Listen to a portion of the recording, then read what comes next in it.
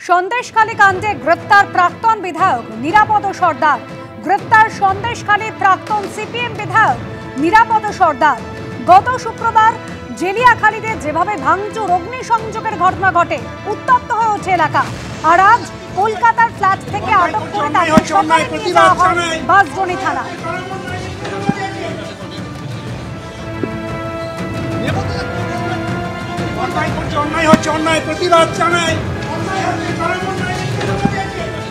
তারপর 2 ঘন্টা জিজ্ঞাসাবাদ। সেই জিজ্ঞাসাবাদের পর নিরাপদ সর্দারকে গ্রেফতার করল বসিরহাট পুলিশ।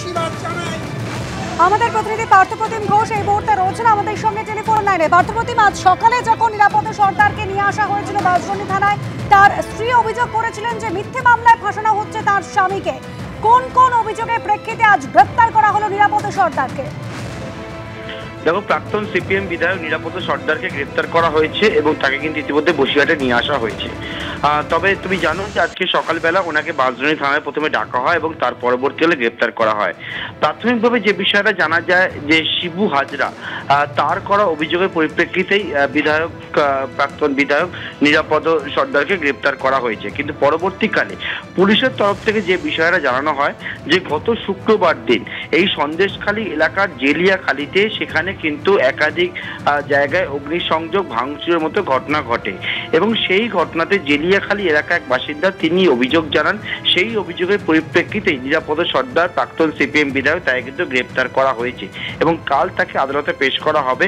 বিভিন্ন ধারায় তার বিরুদ্ধে কিন্তু ওনার বিরুদ্ধে মামলা রুজু হয়েছে, যার মধ্যে রয়েছে অপরাধমূলক ষড়যন্ত্র, ভাঙচুর, অগ্নিসংযোগ সহ একাধিক ধারায় মামলা হয়েছে। কাল ওনাকে আদালতে পেশ করবে পুলিশ এবং পরবর্তী পর্যায়ে তদন্ত প্রক্রিয়াকে এগিয়ে নিয়ে যাওয়া হবে বলেই জানানো হচ্ছে পুলিশের তরফ থেকে। অনুষ্কা, ধন্যবাদ পার্থপ্রতিম।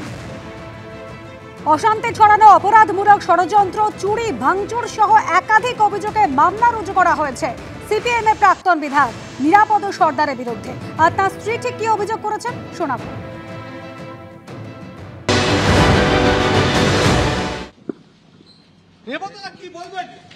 অন্যায় করছে, অন্যায় হচ্ছে, অন্যায় প্রতিবাদ জানাই। অন্যায় হচ্ছে, চরম অন্যায়।